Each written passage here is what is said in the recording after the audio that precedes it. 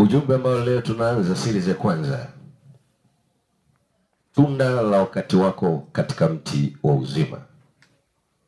Ujumbe ambao tunaanza nao leo ambao ndio unapandishwa jukwani na Mfalme Mashauri Yesu, unajulikana kama tunda la wakati wako katika mti wa uzima. Leo ni series ya kwanza. Kuelekea siku za mwisho Yesu anaachilia ujumbe huu. Na anwani tu ya ujumbe huu haujawahi kuhubiriwa mahali kokote katika rekodi ya ulimwengu. Ulifichwa kwenye Biblia ya Kiebrania mpaka wakati wa mwisho, ambayo Biblia hii ya Kiebrania leo tunaita ni Biblia ya mataifa yote, kwa sababu Mungu aliamua kuchora mahesabu yake kutoka ndani ya taifa moja. Mchoro wake utoke ndani ya taifa moja, taifa la Israeli, uende katika mataifa yote ya ulimwengu pasipo kuondoa anwani yoyote katika mchoro. Ujumbe unajulikana kama tunda la wakati wako katika mti wa uzima. Wazo hilo la Mungu kutoka ndani ya taifa moja kuenda kwa mataifa yote. Yule Mungu aliyejulikana kama Mungu wa Israeli au Mungu wa Ibrania, baada ya Yesu Kristo kuvaa umbo na baada ya kumaliza huduma yake duniani, Mungu akabadilisha huduma yake kutoka kuwa Mungu wa taifa moja akaenda kuwa Mungu wa mataifa yote.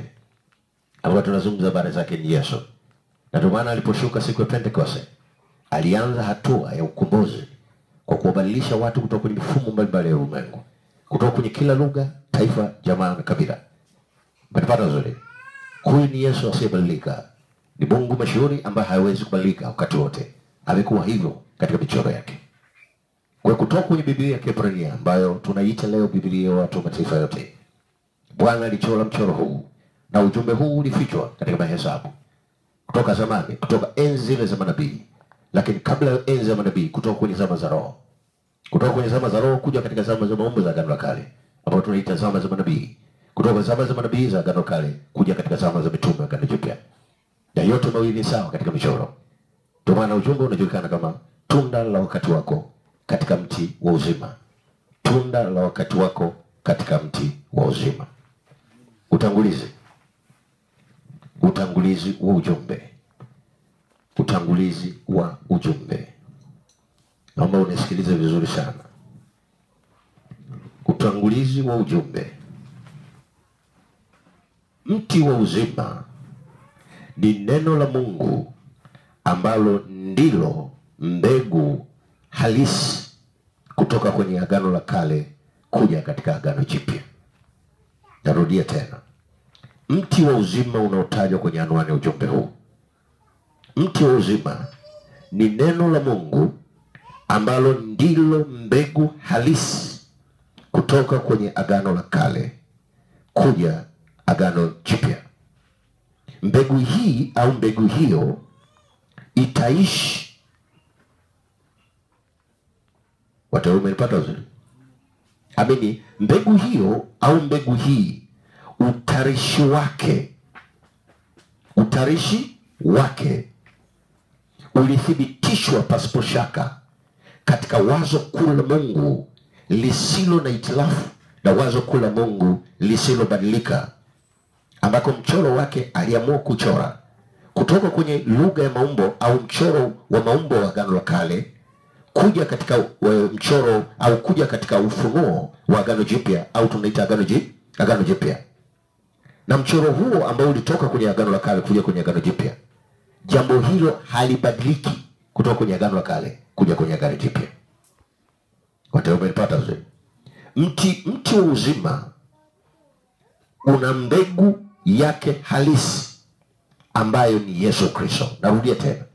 Mti huo wa uzima una mbegu yake halisi, na hiyo mbegu ni Yesu Kristo, ambapo mbegu hiyo ni neno la Mungu lisilobadilika kutoka kwenye zama za roho kuja katika zama za maumbo za Agano la Kale, kutoka kwenye zama za maumbo za Agano la Kale kuja katika zama za roho za Agano Jipya. Mbegu hii haibadiliki kwa namna yote katika mahesabu yake. Watu wamepata uzuri? Kwa sababu tumesema kwamba mbegu hii ni Yesu Kristo. Na Yesu Kristo huyu au mbegu hiyo ni neno la Mungu. Umeelewa? Ambalo hilo neno la Mungu ndilo lile wazo la Mungu lisilo na itilafu kutoka kwenye zama za roho kuja katika zama za maumbo, kutoka kwenye zama za maumbo za Agano la Kale kuja katika zama za roho za Agano Jipya, wazo ambalo Mungu hawezi kubadilika katika mahesabu. Watu umepata uzuri. Tuanze sasa. Naomba ndugu yangu fungua kitabu cha Mwanzo. Tunaangalia Mungu ni roho, kwa sababu tunaitafuta hii mbegu, umeelewa, ili tuupate mtu wa uzima. Watu umepata uzuri. Alafu huo mtu wa uzima ukupe tunda la wakati wako. Watu umepata uzuri. Kwa hiyo lazima uwe na mtiririko unaokwenda katika ufunuo. Kwa sababu tumesema kwamba Mungu hiyo mbegu halisi ni Yesu Kristo, ambapo hiyo mbegu ni neno la Mungu. Mungu asiyebadilika, au wazo lake lisiokuwa na itilafu, ambayo tuliona katika ujumbe uliopita. Wazo la Mungu linajulikana kama Theologos au leo nini? Elologos. Watu wamepata uzuri. Sasa Mungu ni roho. Wewe wamenipata uzuri. Mungu ni roho. Lazima tupate mahesabu. Sasa tunataka kuthibitisha kwamba Mungu ni roho katika mahesabu ya Biblia. Fungua kitabu cha Mwanzo sura ya 1, mstari wa 1, wa 2 na wa 3. Ndugu yangu, tusome katika mahesabu ya Bwana. Hapo mwanzo Mungu aliziumba mbingu na nchi, nayo nchi ilikuwa ukiwa tena utupu, na giza lilikuwa juu ya uso wa vilindi vya maji.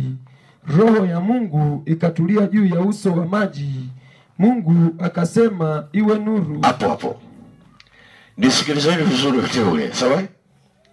Anasema hapo mwanzo Mungu aliziumba mbingu na nchi, nayo nchi ilikuwa ukiwa tena utupu. Belazuri. Na anaeleza kabisa maji ilikuwa imetapaka kila mahali. Watu wamepata zile. Lakini roho ya Mungu ilitulia juu ya uso vilindi vya maji. Umepata zile? Kwa nini tumesema Mungu ni roho? Mungu ni nani? Ni roho. Lazima tupate haya mahesabu. Mungu ni roho. Uthibitisho wa pili ukuthibitisha kwamba Mungu ni roho. Fungua Yohana Mtakatifu sura ya 4, mstari wa 24, 25 na 26. Ndio ndugu yangu. Mungu ni roho. Mungu ni roho. Nao wamwabuduo yeye imewapasa kumwabudu katika roho na kweli. Yule mwanamke akamwambia, najua ya kuwa yuaja Masihi aitwaye Kristo, naye atakapokuja yeye atatufunulia mambo yote. Yesu akamwambia, mimi ninayesema nawe ndiye. Hapo panatosha. Yesu anaeleza katika kwa huyu mwanamke Msamaria. Niliwaambia taifa la Israeli Mungu alilipasua mara mbili. Kukapatikana mataifa mawili. Taifa la kwanza liliitwa taifa la Yuda. Yuda na Benjamini wakaunda ufalme upande wa kusini wa Israeli ya sasa, ambao makao makuu yao yalikuwa Yerusalemu, pale ambako nabii au mfalme Daudi alianzisha ile makao pale kwa maelekezo ya Bwana. Baadaye Sulemani makao makuu yaliendelea kubaki hapo. Baada ya hapo Mungu akapasua ile taifa mara mbili. Makabila 10 ya kaskazini yakaunda ufalme, makao makuu yakawa Samaria. Kwa hiyo watu wa Israeli walijulikana kama waasi na taifa la Yuda. Barabara nzuri. Kwa kukawekwa uadui mkubwa kati ya Israeli na Yuda. Kulikuwa wakati walikuwa hawachangamani kwa namna yote ile. Barabara nzuri. Kwa nini walichukuliwa kama waasi? Kwa nini? Yeroboam alikuwa mtumwa wa Suleiman. Na kwa sababu alikuwa mtumwa wa Suleiman, Mungu akamfanya mtumwa kuwa mfalme. Kwa hiyo ikajulikana kama ni ufalme wa uasi, ukawekwa uadui wa namna hiyo. Sasa Yesu yeye kwa sababu anatambulishwa kama Yuda, mnaona vizuri, kwa sababu alitokea katika kabila la Yuda. Mwanamke anamuuliza, kwa sababu Yesu alipofika kwa kisimani, mnaona vizuri, akaomba maji. Sawa? Mnajua hiyo ukisoma Yohana Mtakatifu sura ya 4, mstari wa 1 mpaka wa 26 utaona hesabu hizo. Watu wamepata vizuri. Utaona hizo hesabu za kiroho katika mahesabu ya Bwana. Mnapata vizuri hapa. Kwa hiyo unaona kabisa kwa kulikuwa na mjadala kati ya yule mwanamke na Yesu. Baadaye yule mwanamke anasema, wewe mtu wa Yuda unawezaje kuniomba mimi maji? Kwa sababu alikuwa hawachangamani. Baadaye ndiko Yesu analeta ufunuo. Mazungumzo yakaenda, ndiko pale Yesu anazungumza Mungu ni roho. Kwa nini? Kwa sababu yale makabila 10 ya Israeli, makao makuu yalikuwa Samaria. Kwa hiyo wao wakatengeneza ibada zao, umeelewa, kwenye kilele cha kimojawapo cha katika ile nchi ya Israeli. Barabara nzuri. Na Yerusalemu kukaendelea kuwa na ibada za wale Yuda na Benjamin. Sasa Yesu anamwambia wakati unakuja, waabudio halisi watamwabudu Mungu katika roho na kweli. Hawatamwabudu Mungu katika mlima huu, anauonyesha ule mlima wa Samaria, wala mlima ule wa Yerusalemu. Kwa nini? Mungu alikuwa anaeleza michoro yake iliyokuwa michoro kutoka kwenye Agano Kale. Na niwaambia Agano la Kale lilikuwa ni agano la maumbo. Mungu alitumia lugha za maumbo. Mungu alipovaa umbo ambaye ni Yesu, ilibidi kanuni zote za maumbo zife. Ndio maana anawaambia sasa inakuja, saa inakuja, wanaomwabudu Mungu hawatamwabudu kwenda kwenye ule mlima wala kwenda kwenye ule mlima, bali watamwabudu Mungu kwa njia ya ufunuo. Na unaposema watamwabudu Mungu katika roho, watamwabudu Mungu katika ufunuo. Watu umepata zuri hapa. Umepata zuri hapa. Kwa hiyo unaona kabisa kwamba uthibitisho wa pili unathibitisha kwamba Mungu ni roho. Ni nani? Ni roho. Na roho huwa inakuja kwa njia ya ufunuo ili uweze kupata mahesabu ya kiroho. Watu umepata zuri hapa. Taratibu ili ulipate, kwa sababu tunajenga msingi wa ujumbe huu. Umeelewa? Sasa huyo roho ambaye tunazungumza habari zake sawa na Mwanzo sura ya 1 mstari wa 1 mpaka wa 3 na Yohana Mtakatifu sura ya 4 barabara nzuri mstari wa 24 mpaka 25. Labda kwa kuongezea, hebu ndugu fungua Wakorintho wa pili sura 3 mstari wa 17 ili tupate mahesabu, tuthibitishe jambo hili. Hiyo ndugu ya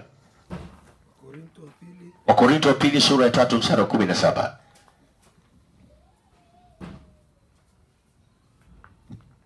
Basi Bwana ndiye roho, walakini alipo roho wa Bwana, hapo ndipo penye uhuru. Umesikia? Basi Bwana ndiye nani?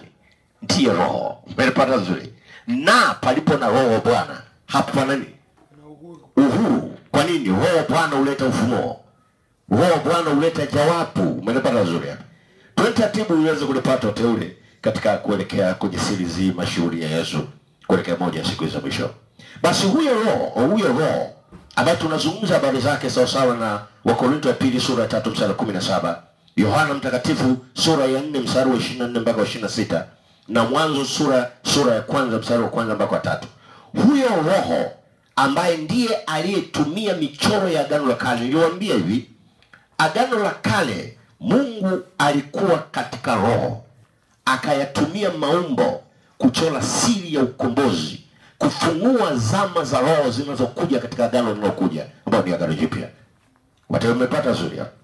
Taratibu ulipate ili lisikupite hapa. Kwa hiyo Mungu alitumia agano la maumbo.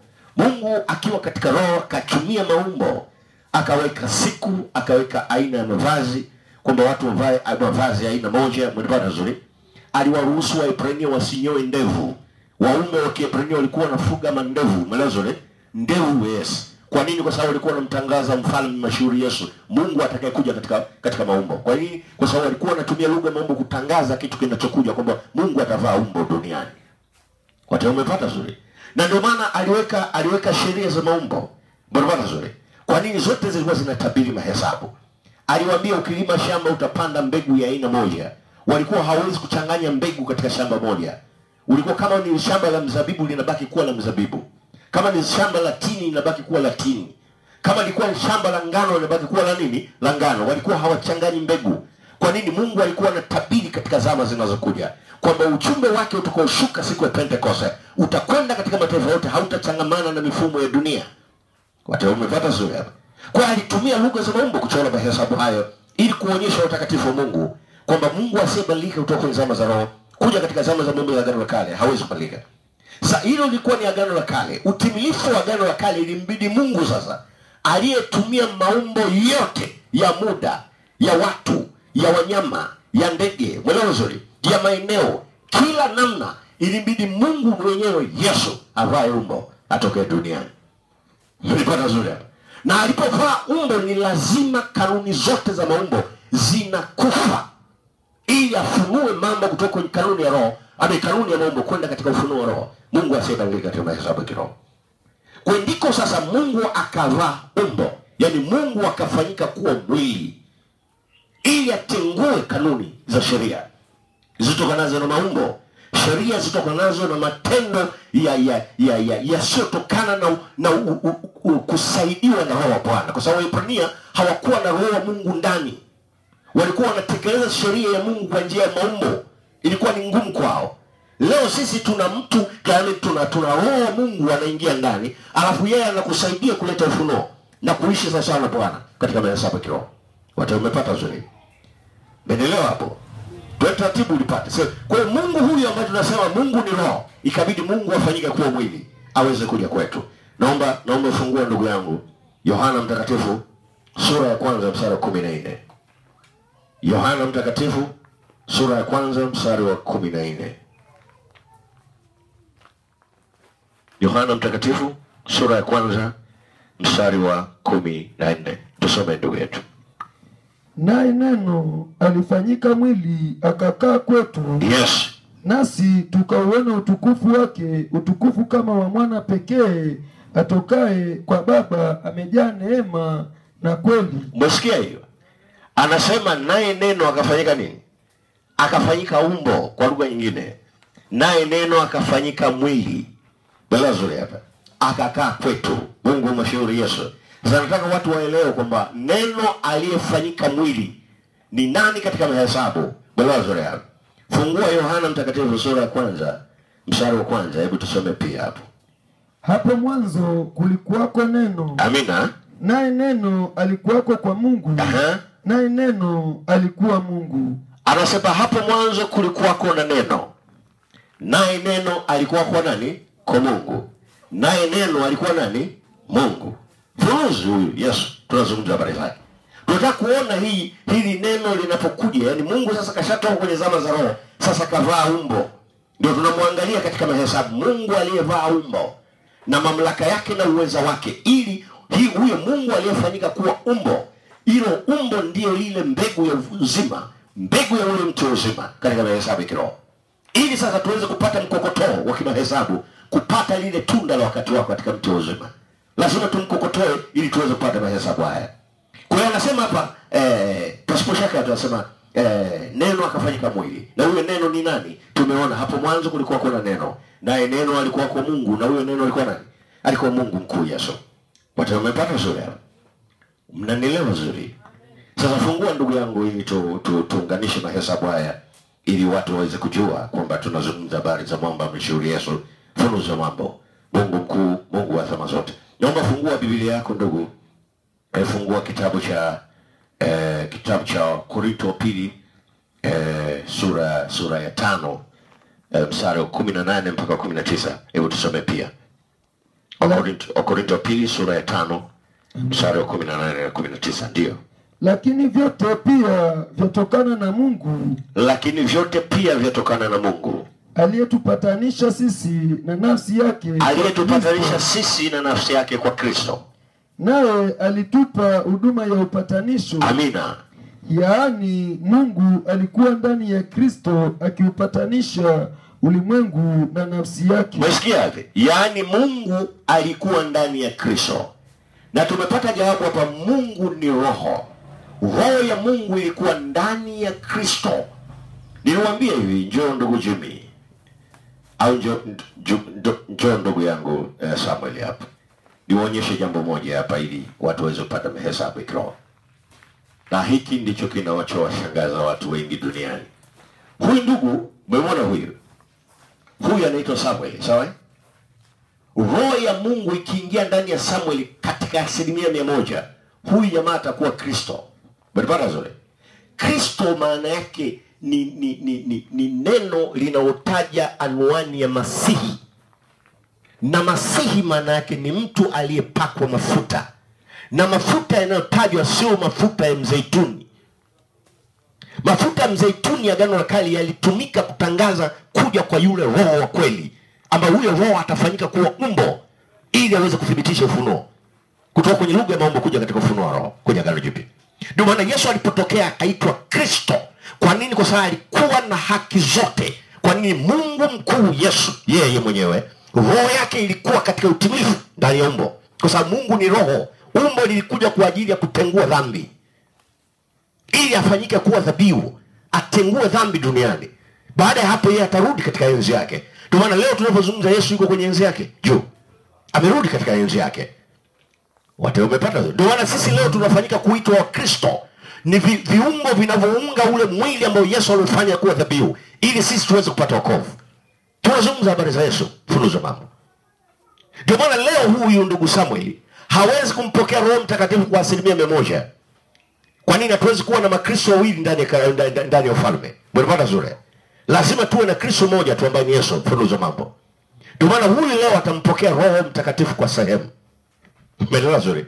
Mimi nitampokea kwa sehemu, wewe utampokea kwa sehemu. Paulo na Ireneo walimpokea Roho Mtakatifu kwa sehemu. Mnaelewa zuri? Ambao ni Roho wa Yesu, huyo tunazungumza habari zake. Mnaelewa zuri? Paulo na Ireneo na watu wako kwenye zama za simba, Martin na Columba kwenye zama za ndama na watu wao walipokea kwa sehemu.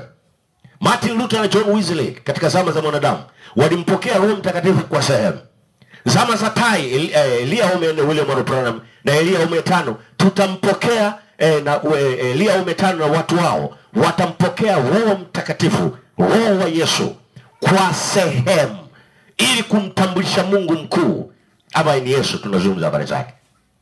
Ndio maana Paulo anawaandikia Korinto, anasema kwa sababu Mungu alikuwa ndani ya Kristo.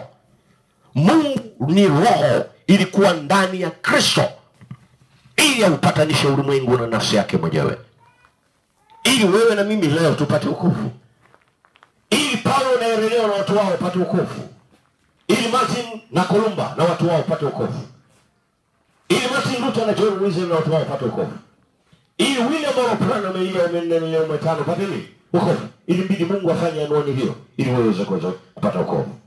Sasa anasema hapa Wakorintho wa pili sura 5 mstari 18 na 19, anasema kwa sababu Mungu alikuwa ndani ya Kristo. Umeelewa vizuri? Sasa huyo Kristo ni kitu gani ili lazima tupate mahesabu?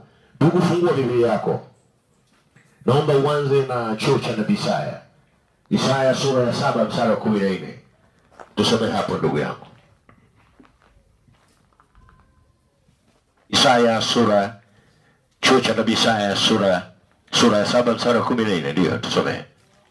Kwa hiyo Bwana mwenyewe atawapa ishara. Tazama, bikira atachukua mimba, atazaa mtoto mwanamume, naye atamwita jina lake Immanueli. Umesikia hiyo? Sasa nabii Isaya anawaambia Mungu atavaa umbo. Bikira, Bwana mwenyewe atawapa ishara. Bikira atachukua mimba, atazaa mtoto mwanamume. Niliwaambia hivi, mwanamke akiwa na mimba sio ishara, ni swala la kibiolojia. Mlipata zote hapo? Hivi mnaelewa zote hapo? Sio ishara hata kidogo. Kwa nini Mungu anasema bikira atachukua mimba? Bikira anachukua mimba bila mahusiano ya kibiolojia, ndio ishara. Mlipata zote hapo? Yesu mimba yake ilichukuliwa kwa njia ya uwezo wa Roho. Roho yule aliye Mungu mkuu ambaye ni Yesu. Yeye ndiye alienda kuchipusha ile mbegu ya ufunuo ambayo ndiye anaitafuta hapa, ili ilete matokeo ya mti wa uzima, ili upate tunda la wakati wako. Na hapo ndiko wokovu uliko umefichwa katika hesabu ya kiroho. Amen. Ndio tunatafuta hiyo mbegu kwanza, tuitafute hiyo ili tuje tuuone huo mti na namna ule mti unavyokuwa katika zama zote katika hesabu, ili wewe uweze kupata wokovu tena ule Bwana. Mata umepata zote. Na pia anawaambia bikira atachukua mimba. Kwa nini ni ishara? Kwa nini ni ishara? Umepata zote. Kwa nini ni ishara? Mimba imechukuliwaje? Niliwahi kueleza kwenye baadhi ya jumbe, niwaambia hivi, hakuna kiumbe chochote chini ya mbingu hii, chochote cha kibiolojia, chochote kile, awe ndege, awe panzi, awe mdudu yoyote ambaye aliwahi kuzaliwa alafu hana mbegu ya baba. Watu wamepata zote. Hakuna hiyo. Hiyo haipo. Hiyo haipo. Umelipata zote. Jambo hilo limefanywa na mtu mmoja tu mashuhuri ambaye ni Yesu peke yake. Yeye ndiye alileta mahesabu ambao wanasayansi leo mpaka leo hawana majawabu. Wanapiga hesabu Yesu alizaliwaje, inawezekanaje? Wote wamepata nzuri. Amen. Umeelewa nzuri? Amen. Lipate nzuri hapa lisikupita mchauri wa Bwana. Sawa? Amen. Ndio maana Isaya anasema itakuwa ni ishara. Kwa nini ishara? Mwanamke anachukua mimba pasipo mbegu ya mwanaume. Na tutaona katika mahesabu ya kiroho. Tumeelezwa hapa. Tutaona katika mahesabu. Naomba fungua ndugu yangu ili tuweze kupata mahesabu haya. Fungua kitabu cha Mathayo, sawa? Mathayo mtakatifu sura ya kwanza, sawa? Mathayo mtakatifu sura ya kwanza ili watu walipate katika mahesabu ya kiroho. Sawa? Amen. Mathayo mtakatifu sura ya kwanza, sawa? Anza mstari wa ili tupate jambo hilo, sawa? Mathayo mtakatifu sura ya kwanza mstari wa 18, sawa? Mpaka mstari wa 22, hebu tusome. Unasemaje? Kuzaliwa kwake. No, sikiliza. Ni Mathayo mtakatifu sura ya kwanza mstari wa 18 mpaka 20. Hebu tusome. Kuzaliwa kwake Yesu Kristo kulikuwa hivi. Amina. Mariamu mama yake alipokuwa ameposwa na Yusufu, kabla hawajakaribiana. Sikiliza hiyo. Kabla hawajakaribiana, alionekana ana mimba kwa uwezo wa Roho Mtakatifu. Umesikia? Alionekana na mimba kwa uwezo wa Roho Mtakatifu. Naye Yusufu mumewe kwa vile. Hapo kwanza tunataka kuona hayo mahesabu, hiyo mimba ilipatikanaje, sawa? Ili watu mjue kwamba Yesu ni nani, ni Mungu mshauri wa zama zote. Naomba fungua Luka mtakatifu, sawa?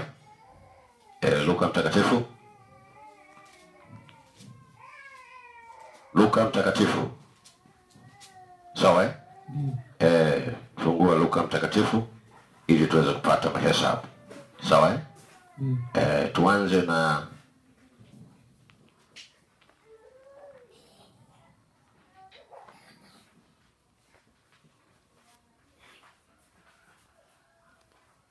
Luka mtakatifu sura ya kwanza, sawa? Sawa ndugu yangu.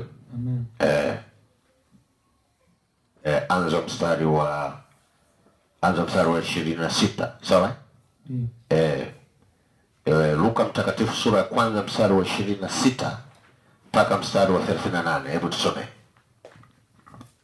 Mwezi wa 6 malaika Gabrieli alitumwa na Mungu kwenda mpaka mji wa Galilaya jina lake Nazareti. Amina. Kwa mwanamwali bikira aliyekuwa ameposwa. Umesikia hiyo? Kwa mwanawali bikira aliyekuwa ameposwa. Ndio. Na mtu jina lake Yusufu. Amina. Wa mbari ya Daudi. Na jina lake bikira huyo ni Mariamu. Amina. Akaingia nyumbani kwake akasema, yes. Salamu uliyepewa neema. Amina. Bwana yu pamoja nawe. Amina. Naye akafadhaika sana kwa ajili ya maneno yake, akawaza moyoni, salamu hii ni ya namna gani? Yes. Malaika akamwambia, usiogope Mariamu. Amina. Kwa maana umepata neema kwa Mungu. Amina. Tazama, utachukua mimba na kuzaa mtoto mwanamume, na jina lake utamuita Yesu. Amina. Huyo atakuwa mkuu, ataitwa mwana wa aliye juu. Amina. Na Bwana Mungu atampa kiti cha enzi cha Daudi baba yake. Amina. Atamiliki nyumba ya Yakobo hata milele. Amina. Na ufalme wake utakuwa hauna mwisho. Amina. Mariamu akamwambia malaika, ilitakuwaje neno hili? Maana sijui mume. Sikiliza hapo. Anamwambia itawezekanaje jambo hili, kwa sababu sina uzoefu na mwanaume. Bikira we. Kwanza anatoa reference yake na ushahidi. Balazare. Kwamba sija kutana na mume, pamoja nichumbiwa wakati huo. Balazare. Amina. Wote umeelewa? Sasa ukitoka hapo rudi katika chuo cha Nabii Isaya sura 7. Anasema bikira atachukua mimba. Isaya anatoa unabii huo miaka 800 kabla kuja kwa Yesu. Miaka 800 baadaye jambo linatokea vile vile katika jicho la kinabii. Mungu asibadilika. Mungu mwenye mahesabu yale. Umenipata je? Gabriel anasema utachukua mimba, utazaa mtoto mwanaume, utamuita jina lake Yesu. Huyu atakuwa mkuu. Balazar. Ataitwa mwana wa aliye juu. Sasa hapa wasomaji wa maandiko kutumia akili ndio wanafeli. Umeelewa vizuri? Huwa wanafeli. Kwenye ujumbe huu utapata mahesabu. Sasa tutajibu kila jambo katika mahesabu kuelekea katika ufunuo wa Roho Bwana. Umepata vizuri? Hapa tunachotaka kuangalia, tunaangalia kwanza hiyo mbegu ilitoka wapi, na huyo bikira, hiyo ishara maana yake nini? Ni ishara kwa sababu mimba yake ilitungwa bila kuwepo na mahusiano yoyote ya mume. Amina. Na hiyo ndio ishara. Na hiko ndicho chanda cha pili cha kifalme. Mungu alithibitisha kwamba yeye ni Mungu mkuu, asiyetokana na hitilafu. Mungu asiye na hitilafu. Ndio maana alikwenda kwenye tumbo la mwanamke akaweka mbegu isiyotokana na hitilafu. Na hiyo mbegu ndio tunaitafuta. Mbegu ya mtu uzima, ili tuupate mtu uzima. Alafu huo mtu uzima ulete tunda, na lile tunda ndani lazima liwe na mbegu ile ile iliyotokea pale mwanzo. Na huo ndio ukombozi ambao Mungu aliuficha katika mahesabu yake. Ndio maana twende taratibu, utapata tu bwana nzuri, utapata tu kwenye ujumbe huu mashuhuri wa Yesu, funuzo mambo katika mahesabu yake ya kiroho. Kwa tunaona hapa pasipo shaka anasema bikira atachukua mimba, na tumeona katika Wakorintho wa pili sura ya 5 mstari wa 18 na 19 anasema kwa sababu Mungu alikuwa ndani ya Kristo. Ili mnanielewa vizuri hapa. Mungu alikuwa ndani ya Kristo. Kwa nini? Kwa sababu Mungu ni roho, alijificha ndani ya umbo. Roho haiwezi kuonekana. Roho haiwezi kuonekana. Roho lazima ichukue umbo ionekane kwa watu, ili Mungu afanyike kuwa Mungu katikati ya watu katika mahesabu, baada ya kutengua dhambi katika mahesabu ya roho. Watu wamepata vizuri hapa. Kwa hiyo unaona hapa anasema Mungu huyo. Mungu, kwa nini Mungu alikuwa ndani ya Kristo? Kwa nini tumeona Mungu ni roho? Roho ya Mungu ilikuwa ndani ya Kristo, ikajificha ili kuleta ukombozi wa mwanadamu.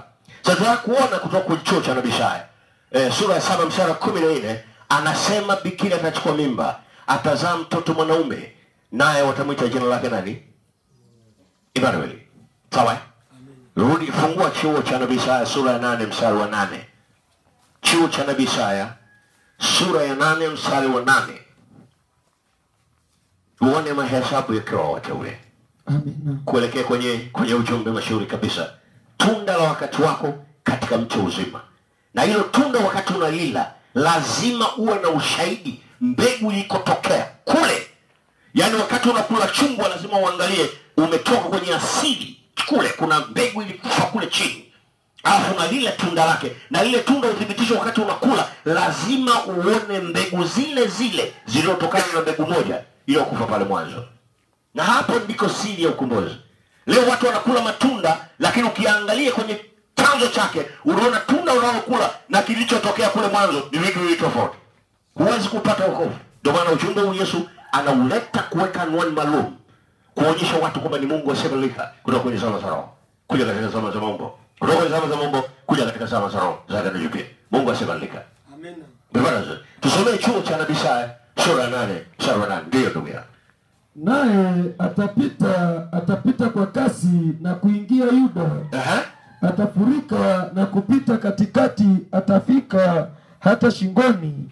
Amen. Na kule kuyanyosha mabawa yake kutaujaza upana wa nchi yako, Emmanuel. Umesikia hiyo? Nabii Isaya anatabiri tena, anataja kwamba huyo mfalme atakayotokea atapita moja kwa moja mpaka Yuda. Wateule mmenielewa? Kwani Yesu alizaliwa wapi? Alizaliwa Bethlehem. Na Bethlehem ni mji ndani ya Yerusalemu, mji mdogo ndani ya Yerusalemu, ndani ya dola ya Yuda. So hiyo dola ya Israeli. Mimba Yesu ilitungwa Galilaya. Belozore hapa katika mji wa Nazareti. Yesu anazaliwa kuyatimiza maandiko katika mahesabu yale. Anazaliwa ndani ya Yuda. Kwa nini? Yeye alitabiriwa kwamba atakuwa Belozore, simba wa kabila la Yuda atatokea duniani. Na tu hapo kwanza nasa anasema atapita mpaka Yuda. Belozore hapa. Na hakika tumeona katika mahesabu. Nataka kuona hilo jambo, kwa nini nabii anafanya marejeo. Fungua ndugu yangu Mwanzo sura ya 49. Mwanzo sura ya 49 mstari wa 8 mpaka 12. Tupate haya mahesabu.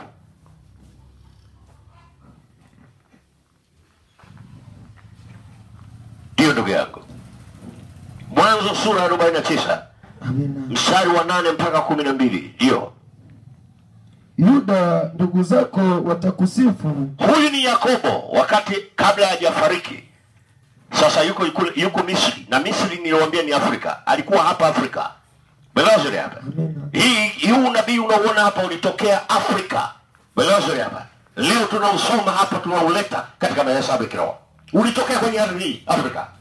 Yakobo tayari kashatoka Kanaani, Belazuri, ambayo ni Israeli sasa. Sasa yuko Misri kwa Yusufu. Muda wake wa kuishi duniani umekwisha. Sasa anatoa baraka za watoto wake. Sura 49, Yakobo anatoa baraka kwa watoto wake wote 12. Wote umeelewa vizuri hapa. Taratibu utalipata. Ni hapa Afrika, umeelewa vizuri. Hapa tunavyoongea. Hapa tunavyoongea. Umeelewa vizuri. Sasa ukichukua kutoka wakati wa Musa mpaka Kristo ulipita miaka 1400 wastani. Miaka 1400. Kutoka Kristo mpaka sasa wastani wa miaka kama miaka 2000. Ukijumlisha unapata miaka 1600. Yaani kutoka Musa mpaka sasa miaka 1600. Wote umepata. Musa anatokea ndani ya taifa la Israeli. Ilikuwa imepita miaka 400. Wote umepata zuri. Miaka mingapi? 400. Sasa chukua 1600 jumlisha 400 unapata ngapi? Yaani hapo tunapoongea unabii wa Yakobo wanaotoa hapa ni wastani kati ya miaka 1900 mpaka 2000 iliyopita. Unabii huu leo Bwana anaeleza hapa katika mahesabu ya kiroho. Na inarekodiwa katika mahesabu kuelekea siku za mwisho. Sasa Yakobo anatabiri kufunua siri. Nini itatokea ndani ya Yuda? Belazuri. Isaya anatokea na kuzungumza kitu kile. Mungu asibadilika. Belazuri. Hebu fungua hapo. Hiyo Mwanzo 49:8 mpaka 12 ndio. Yuda, ndugu zako watakusifu, mkono wako utakuwa shingoni mwa adui zako. Amina. Wana wa baba yako watakuinamia. Amina. Yuda ni mwana simba kutoka katika mawindo. Amina. Mwanangu umepanda, alinama akajilaza kama simba. Amina. Na kama simba mke ni nani atakayemwamsha? Amina. Fimbo ya enzi haitaondoka katika Yuda. Amina. Wala mfanya sheria kati ya miguu yake. Amina. Hata atakapokuja yeye mwenye miliki, ambaye mataifa watamtii. Sikiliza hapa. Mpaka atakapokuja yeye atakayemiliki mataifa, ambaye ni Yesu huyo hapa. Yakobo anatabiri wastani wa miaka 1900 iliyopita. Leo Bwana anazungumza unabii huu. Anaeleza kwamba atatokea mwamba mashauri Yesu mfunuzi. Belazuri kuchukua chanda chake cha mahesabu. Sasa hapa nataka unipate vizuri. Unajua Biblia ni mchoro wa mahesabu. Umeelewa vizuri? Ni mchoro wa mahesabu. Nimewaambia hivi kutoka Musa mpaka Kristo ni wastani wa miaka 1400. Amina. Unaona vizuri? 1000 ngapi? Na 400. Leo hii ni miaka 2000. Sawa? Lakini ukichukua 1400 kujumlisha miaka 400. Unaona vizuri? Ile ya Musa mpaka wakati wa Ibrahim. Wote umepata vizuri? Na unaposema wakati wa Ibrahim maana unazungumza wakati wa Yakobo pia. Ukipiga hesabu unachukua miaka mingapi? Miaka 400. Miaka 400 kujumlisha miaka 400 jumlisha miaka 1400 unapata ngapi? Mwaka 1800. Miaka 1800 iliyopita. Umeelewa? Yaani wastani wa miaka 1700 na 1800 iliyopita. Wote umepata vizuri? Yaani kutoka wakati wa Yakobo mpaka wastani wa kuja kwa Yesu ilikuwa ni miaka wastani wa 1700 au 1800. Unabii ukatimia. Wote umepata vizuri? Amina. Hiyo mnaelewa? Naomba feedback. Watu hawajanielewa hapa. Nifanye michoro hapa. Kwa sababu lazima ulipate, sawa? Niwaeleze tu Mungu mfunuzi wa mambo. Watu wengi huwa wanashindwa kumuelewa Yesu. Yesu ni Mungu mwenye mahesabu. Mwelezeni. Anafanya mambo yake katika mahesabu. Ndio maana tunamtangaza, sawa? Mfalme mashauri, Mungu wa zama zote. Anastahili katika mahesabu. Iko hivi. Naomba hapa watu walipate. Nimesema hivi. Ukichukua Musa. Mwelezeni. Musa mpaka Ibrahim. Tunarudi nyuma sasa. Ni ni wastani ipita miaka 400. Miaka mingapi? Miaka 400, sawa? Kutoka Musa mpaka Kristo. Nani huyu? Kristo, mwamba mashuhuri, mfunuzi mambo. Kutoka Musa mpaka Kristo ni wastani wa miaka 1000 na miaka na 400 plus. Wala wazo. Kwa lugha nyingine, kutoka Ibrahim mpaka Kristo ilipita miaka 1000 na mingapi? Na 800 au 1700 plus. Na iweka hivyo. Watu umepata zote. Kwa hiyo sasa, wakati Yakobo anatabiri, alitabiri unabii miaka 1800 au 1700, unabii wake ukaja ukatimia katika karne ya kwanza. Watu umepata zote. Hivyo mnaelewa kwamba Yuda ndugu zako watakuheshimu. Kwa nini? Kwa sababu kwako atatoka yeye atakayetawala mataifa, yeye atakayemiliki falme. Na ndio maana unaona ufalme wa Yuda, Daudi anatokea na kutokea katika kabila la Yuda, Suleiman anatokea katika kabila la Yuda. Baadaye Mungu anapasua ile taifa likatokea Israeli na Yuda. Brazil. Lakini wafalme wa Yuda waliendelea kutengeneza ule utawala ili kumtangaza Yesu. Yesu anatokea, yeye sasa atakayemiliki mataifa. Huyu hapa. Watu umepata zote. Sasa kutoka Yesu mpaka hivi leo, umeelewa? Kutoka Kristo mpaka sasa ni miaka mingapi? 2000. Sawa? Taratibu hapa. Sasa chukua 1800 au 1700 jumlisha 2000. Jumlisha ngapi? 2000, utapata either 2000 au 1000 na ngapi? Na 900. Sawa? Kwa lugha nyingine unaweza kusema hivi, kutoka unabii Yakobo na utabiri mpaka hivi leo, watu wamenipata, ni wastani wa miaka 1000 na ngapi? Watu wamenelewa zote. Hivi mnaelewa? Isije nikachanganya hapa, ngoja. 1800 jumlisha sorry. 1800 jumlisha 2000. Sawa Unapata 3800. Sorry. Ni 3000? Yes, tumepata. Ni wastani, yani kutoka Ibrahim mpaka Kristo ni wastani wa 1800 au 1700. Lakini kutoka wakati wa Yakobo anatoa unabii, sawa sana, Mwanzo sura 49 mstari wa 8 mpaka 12, mpaka hivi leo ni wastani wa miaka 3800, 3700. Unabii huu unatimia leo. Kwa nini? Kwa sababu hivi, Mungu anasema atayatawala mataifa. Ujumbe wa mwisho wa kanisa duniani ni ujumbe wa kumtia Yesu mafuta kuwa mfalme wa watu wa mataifa. Ndio maana unyakuo utakapotokea, Yesu anakuja kuwanyakua wateule kutoka kwenye kila lugha, jamaa na taifa, barabara na kabila, ili Mungu afanyike kuwa Mungu wa mataifa yote. Watu wamepata zuri. Kwa Mwanzo sura 49 mstari wa 8 mpaka mstari wa 12, ulikuwa una prophesize au unatabiri matukio mawili. Mmoja, Mungu alipotokea ndani ya taifa la Israeli, yeye akazaliwa Bethlehem katika upande wa Yuda kuyatimiza maandiko. Lakini Yesu hakuchukua ufalme. Kwa nini? Kwa sababu alikuwa na kazi ya kutafuta raia wa ufalme. Ndio maana akaanzisha injili kutoka ndani ya taifa moja kwenda katika mataifa yote. Ujumbe wa mwisho wa kanisa unamtangaza Yesu kuwa Mungu wa mataifa yote, ili kuyatimiza maandiko. Sawa sana, Mwanzo sura 49 mstari wa 8 mpaka wa 12. Rudia tena pale. Anza mstari wa 10 na 11 na 12 ili tuweze kulipata. Fimbo ya enzi haitaondoka katika Yuda. Amina, amina. Wala mfanya sheria kati ya miguu yake. Amina.